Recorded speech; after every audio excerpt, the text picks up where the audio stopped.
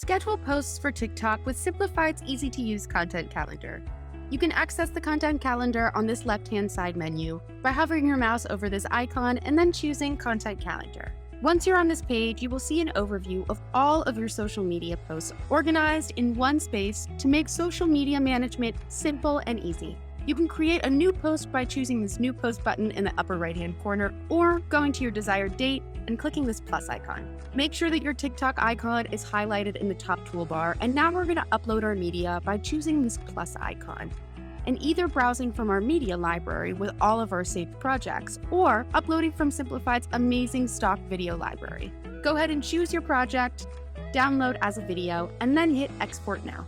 You can change the cover thumbnail of your video by choosing this here and then dragging this icon until you found the perfect thumbnail for your video.